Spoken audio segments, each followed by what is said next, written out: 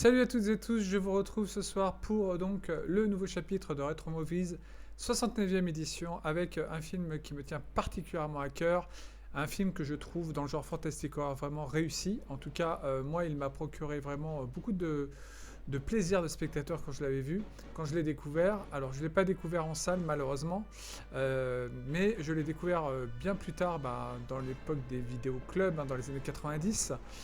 Et c'est un film absolument brillant pour moi, qui illustre parfaitement, je dirais, une version, on va dire, très, qui ressemble un peu, je dirais, à un Dents de la Mer mécanique, hein, puisque donc là, on va retracer donc l'histoire d'une voiture de l'enfer, et d'où le titre Enfer mécanique. Et le titre anglais, c'est d'ailleurs The Car. Donc voilà, The Car, donc la voiture, hein, tout simplement en anglais. Et donc Enfer mécanique, moi je trouve pour une fois le titre français très approprié pour ce film. Donc ce film, dont vous pouvez entendre, je précise, la musique de Leonard Rosenman à la BO, qui est une BO bien sûr qui ressemble beaucoup, je dirais par moment, selon les accents, je dirais par rapport aux tonalités de la bande sonore de, bien sûr, à Jaws. Et d'ailleurs c'est un Jaws mécanique, hein, mais un Jaws, on va dire, qui a aussi, je dirais, beaucoup d'intérêt pour moi dans la façon dont il est traité. Un Jaws d'une... Enfin, un Jaws, c'est, disons, on va dire que le film pourrait ressembler à Duel et Jaws, au Dents de la Mer, puisque c'est là, ici, le monstre, c'est pas, non pas un requin, non pas un camion, mais tout simplement une voiture, une sorte de Rolls-Royce. Voilà, une Rolls-Royce que vous pouvez voir donc à gauche de l'image, une voiture, voilà, dis donc, qui a une personnalité diabolique. Voilà, et je vais pas vous dévoiler bien sûr la toute fin qui est absolument géniale pour moi, une des meilleures fins de films fantastiques horrifiques que j'ai pu voir. Et d'ailleurs, c'est un de mes préférés. Je dirais que je le placerai même peut-être, je dirais, au niveau de, pour moi, hein, ça c'est très personnel, au niveau de Christine, que j'adore, hein, de John Carpenter, ou même de Duel. Bon, Duel pour moi reste la référence absolue. Vraiment, Duel est le meilleur pour moi dans le genre, en tout cas de menace mécanique. Et encore que Duel, c'est encore différent, parce qu'on voit qu'il y a donc vraiment un chauffeur qui s'acharne sur un, un automobiliste, tandis que là, à aucun moment, donc, la menace, on ne la voit, et la menace, même de l'intérieur de la voiture, on ne voit jamais qui conduit la voiture, puisque tout simplement, il n'y a pas de conducteur. Donc, évidemment, là, le côté fantastique est là, et le côté horrifique, bien sûr, c'est les meurtres, cette espèce de voiture qui est un tueur en série diabolique, qui va donc terroriser une petite ville des États-Unis, donc perdue au fin fond, je dirais, du désert de l'Arizona. Et pourquoi j'ai choisi ce film? Parce que ça fait partie de la vague de films que j'adore dans les années 70, qui ont illustré donc le fantastique et l'horreur à travers des films comme ça où les thématiques étaient assez originales. Alors je vais vous passer tout de suite quand même, pour qu'on se mette dans l'ambiance directement du film. Je vais vous passer directement donc les images, parce que ça en vaut la peine. Alors juste un instant que je retire celles qui sont en trop pour vous présenter ceci. Voilà, donc Enfer mécanique, donc c'est un film pour resituer donc l'histoire, et ensuite on parlera un peu de la partie, je dirais, technique, mise en scène, et puis on arrivera sur le final par rapport à ce que ce film a contribué, je dirais, à faire évoluer, je dirais, le genre, en tout cas horrifique, à travers les films de menaces, notamment matérielles, on va dire. Voilà, donc 1977, donc la sortie de The Car, donc film de Elliot Silverstein. Elliot Silverstein, je vais vous en parler tout de suite, donc. Mais avant cela, je voudrais quand même vous resituer avant toute chose donc l'histoire du film, hein, en gros, qui nous relate l'histoire du shérif Wade Parent. Je parlerai des acteurs ensuite, joué par James Brolin, qui est en mission afin d'arrêter une berline noire. Voilà, c'est une berline, je me suis trompé, c'est pas une Rolls-Royce, mais elle ressemble, elle a un look de Rolls-Royce. C'est une berline en fait, noire, monstrueuse. Oui, elle a un aspect monstrueux, d'ailleurs le choix de la voiture est excellent. Une berline noire donc qui a commencé à terroriser les habitants d'une petite ville du Nouveau-Mexique. Je me suis encore trompé, désolé. C'est pas l'Arizona, c'est donc dans le Nouveau-Mexique. Parce que ça fait longtemps que je l'ai vu, mais je m'en rappelle assez bien quand même, sauf pour ces petits détails. Voilà, donc personne ne sait d'où elle vient et surtout qui la conduit. Ce qu'ils savent cependant, c'est que cette berline qui provoque la terreur dans le village doit être détruite avant qu'il ne soit trop tard. Et donc la communauté, enfin plutôt la police locale, en fait, avec le shérif, donc qui est joué par James Brolin, avec ses adjoints, dont je sais plus, celui qui jouait dans Robocop. Laissez-moi me souvenir, je regarde à nouveau mes petites fiches. Donc on a bien sûr Ronny Cox, voilà, qui est joué dans Robocop. Il y a R.J. Armstrong, il y a John Marley, il y a Kathleen Lloyd, qui joue donc Lorraine, la copine du shérif, alias jouée par James Brolin. James Brolin qu'on avait déjà vu donc dans les années 70, avant cela dans Monde Ouest notamment, et puis qu'on reverra bien sûr dans le fameux Amityville en 79 de Stuart Rosenberg.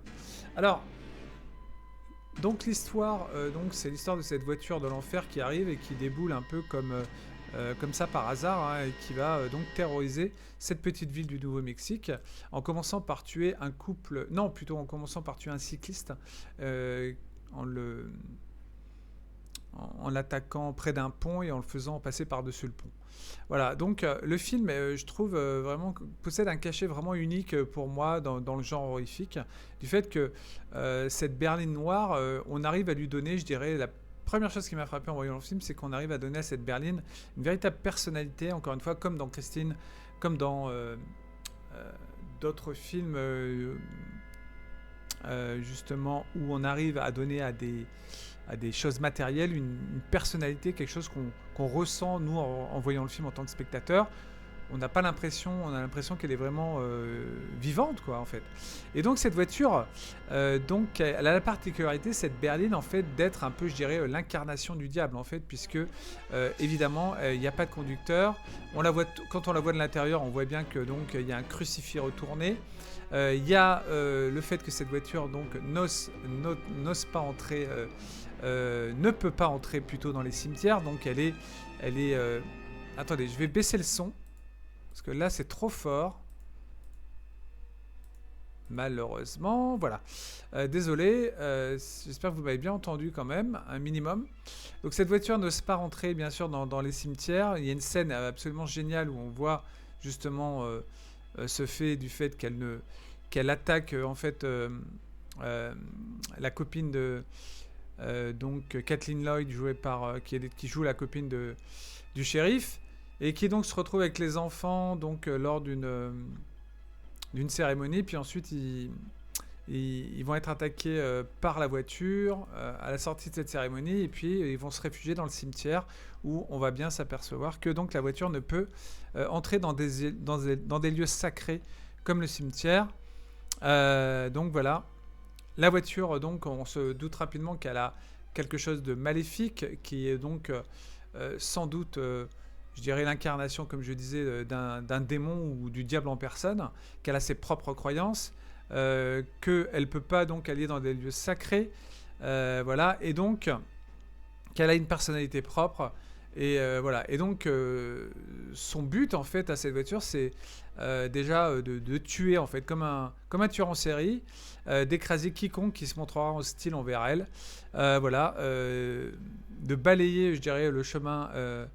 Sur sa route, les obstacles, et les obstacles en particulier humains, puisqu'elle va s'attaquer en particulier donc à des hommes, à des femmes, et même à des enfants, puisque dans la scène de cérémonie il y a des enfants, donc elle n'hésite pas aussi à s'en prendre donc à n'importe qui en fait. C'est une voiture qui peut donc qui a des capacités, on va dire, assez, d'où le côté fantastique bien sûr, assez étonnante, comme le fait d'apparaître n'importe où, et c'est là que donc le film relève du côté fantastique. L'horreur, comme je l'ai dit, c'est du fait qu'elle donc s'en prend de façon très violente envers les gens, qu'elle écrase, etc. Donc c'est un film qui est pas gore, hein, c'est un film qui est très démonstratif en termes de scènes d'action quand la voiture diable, je l'appellerai moi, donc euh, apparaît donc poursuit en fait ses victimes. Voilà, et je trouve que c'est un film vraiment, même si ça s'adresse, je dirais, à tout public, le film avait été interdit au moins de 13 ans quand même lors de sa sortie en salle. Voilà, c'était un film quand même interdit à l'époque. C'est un film qui avait été présenté, je crois, au festival d'Avoria, mais à revérifier, je ne suis plus sûr. Mais c'est un film que moi je trouve particulièrement donc intéressant du fait que euh, il véhicule, je dirais, une idée assez inédite quand même dans le genre. Et ça me plaît beaucoup. Et quand vous voyez l'aspect de la voiture, hein, vraiment, ici, on a l'impression qu'elle a vraiment un visage, deux yeux, une bouche, vous voyez, une bouche, je dirais, qui lui montre un peu un carcan devant, une sorte de mâchoire, en fait. Bah oui, les mâchoires mécaniques, hein, d'où la corrélation donc avec un Jaws mécanique, en fait, les mâchoires mécaniques, l'enfer mécanique, voilà, la voiture, quoi. Celle qui, donc, vous voyez, quand on la voit dans ce plan un peu, je veux dire, très prononcé, c'est pour montrer vraiment qu'elle a une personnalité propre. Et c'est vrai que dans le film, on y croit, on arrive à, en tout cas, moi je l'ai perçu comme ça, on arrive vraiment à croire à ce que cette voiture est vraiment, donc,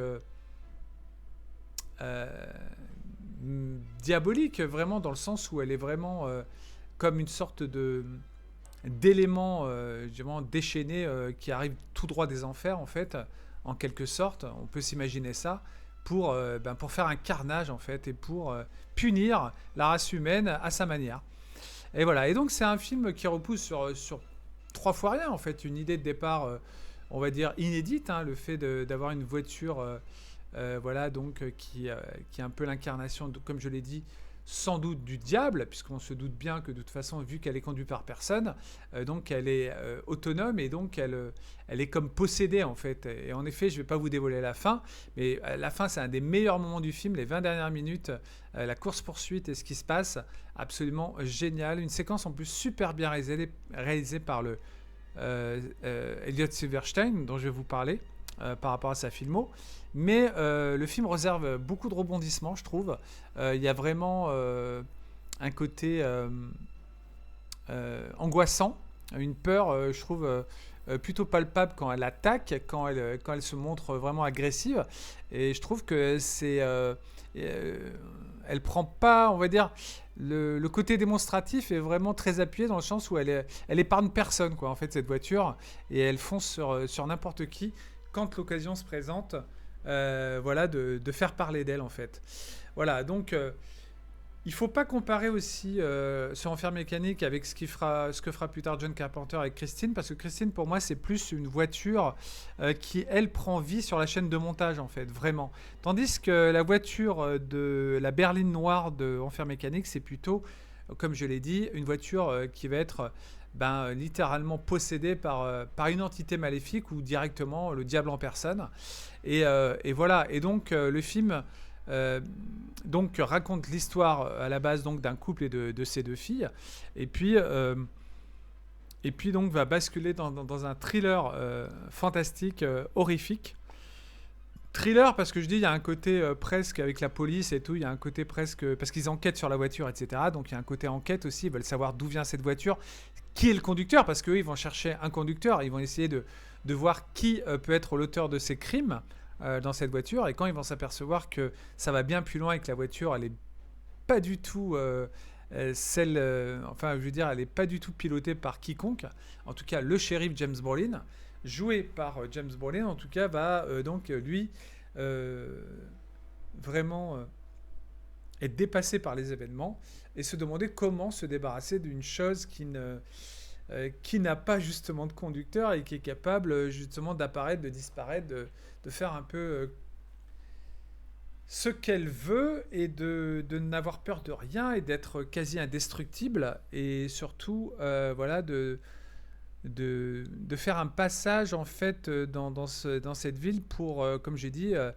je dirais simplement montrer en fait sa supériorité d'entité maléfique et aussi d'agir comme le mal absolu, puisqu'à un moment donné, justement, elle choisit plutôt que d'écraser deux personnes qui se tapent dessus, en fait un mari violent qui tape sa femme, elle choisit de plutôt d'écraser, d'écrabouiller plutôt un couple, pas un couple, pardon, deux personnes en fait qui traversent la rue.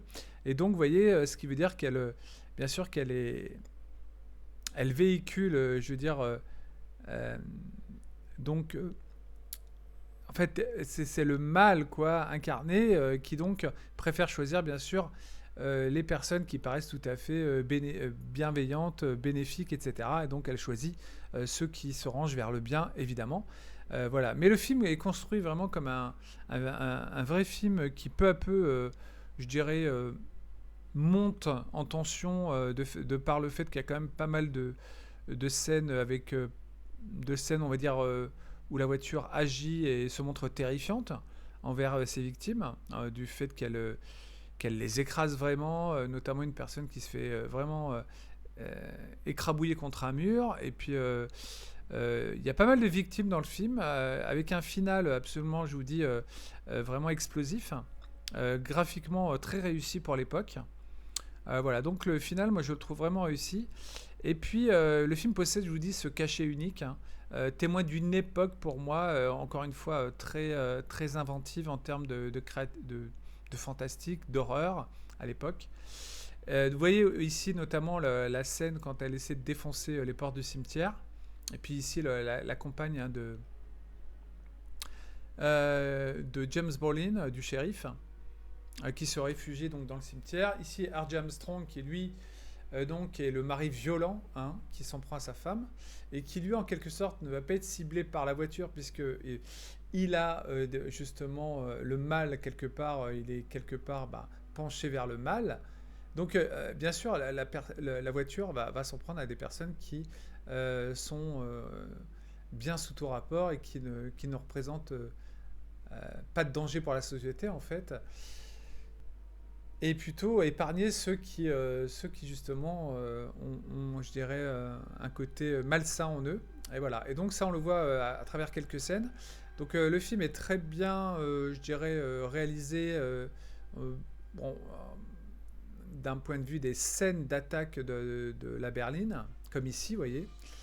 Euh, et en plus, elle a vraiment un aspect mastodonte, impressionnant, avec ce pare-brise qui est vraiment rouge, euh, et cet aspect monstrueux de fait de souvent filmer son carénage, qui montre comme une sorte de visage, hein, une interprétation donc diabolique du mal à travers cette berline.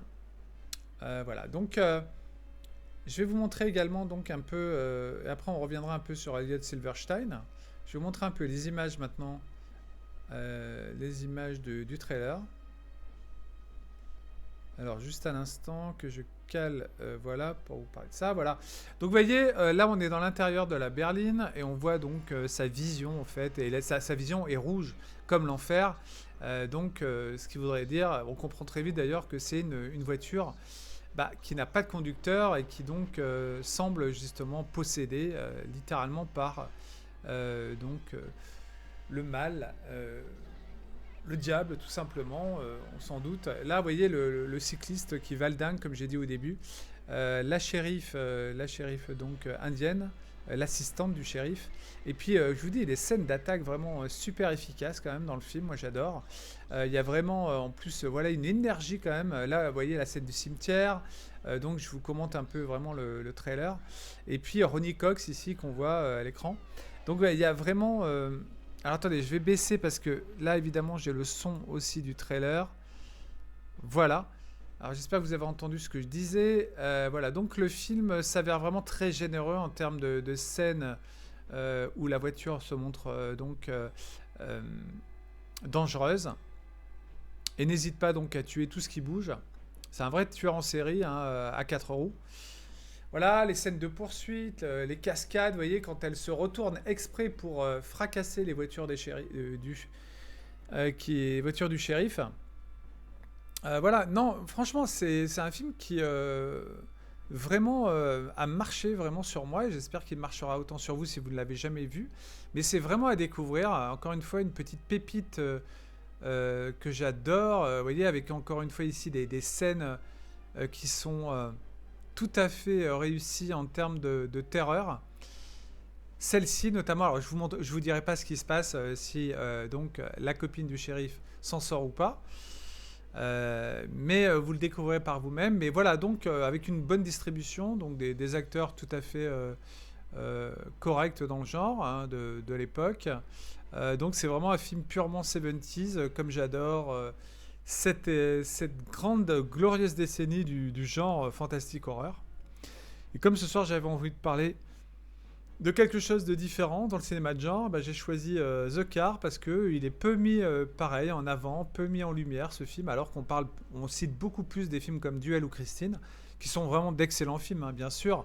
Mais même si Duel reste pour moi vraiment le summum, alors que Duel reste un téléfilm aussi avant tout, mais un téléfilm qui fait presque cinéma aussi. Hein. On n'est pas loin du cinéma. D'ailleurs, il avait été présenté au Festival d'Avoria, Duel, et avait remporté le Grand Prix.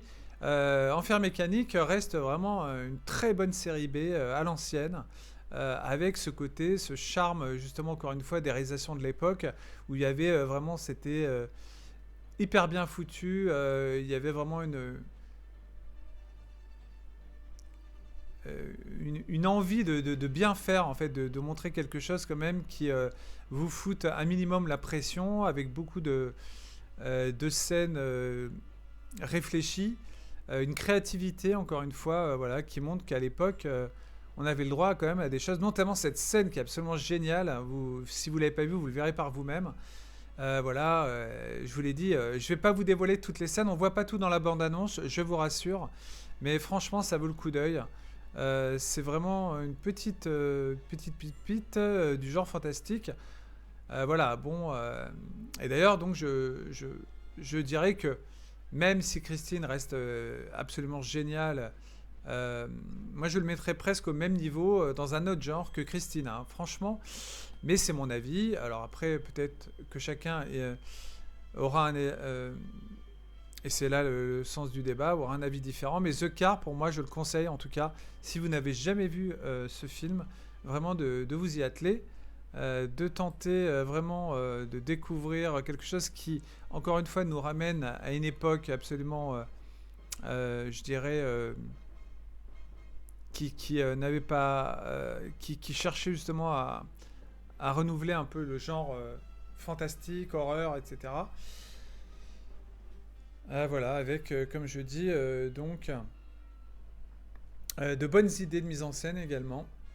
Voilà, donc avec des scènes qui, que ce soit de jour ou de nuit, sont assez efficaces. Voilà, une voiture quasi indestructible.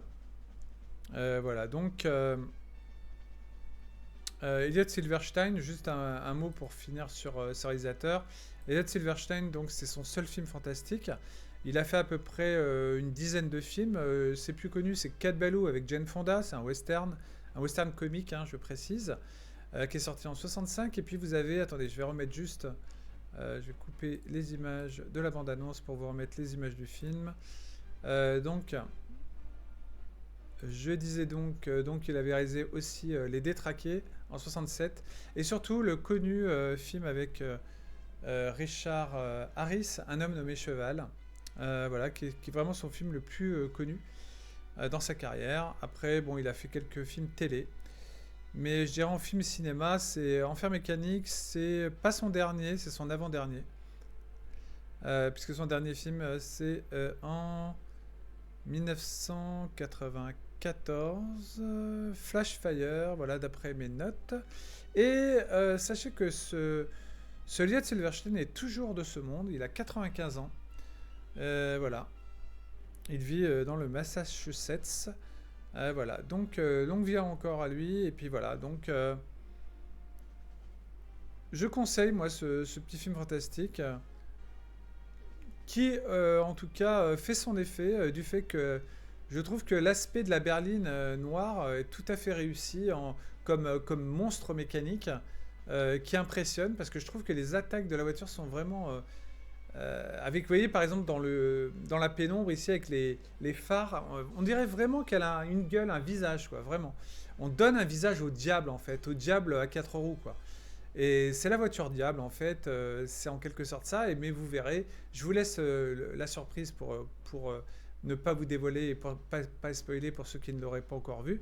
Vraiment, la séquence finale qui est absolument géniale, vous verrez ce que c'est, ce qu'est cette berline, vraiment. Et voilà. Donc, merci de m'avoir écouté. Merci à tous ceux qui s'abonnent régulièrement sur la chaîne. Je suis vraiment très content, très heureux d'avoir des gens qui commencent à reconnaître et à connaître et à faire découvrir peut-être cette chaîne. Attention, ça tourne, comme je l'ai dit. Moi, je suis un nostalgique du cinéma d'avant. Euh, je ne dénigre pas le cinéma d'aujourd'hui, mais il est beaucoup moins créatif qu'à l'époque, pour moi, encore une fois, je précise. Mais tout n'est pas jeté aujourd'hui, mais on a beaucoup moins de, justement, par rapport à certaines décennies, cette richesse cinématographique et originalité dans les histoires, les scénarios, à travers tout ce qu'on a pu traiter dans le cinéma de genre. Voilà. Donc merci de m'avoir écouté, je vous dis à très bientôt pour la prochaine vidéo, c'est-à-dire le dernier du cycle Hammer, ce sera donc cette semaine. Donc ce sera sur Dracula 73 avec un invité donc en live.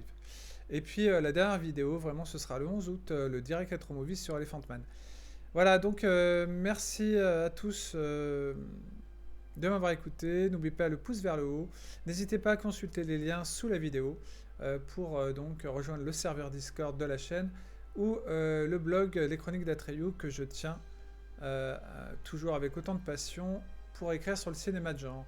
Merci à tous, je vous dis à très bientôt, bonne fin de journée, bonne fin de week-end et à très vite sur la chaîne. Bye bye.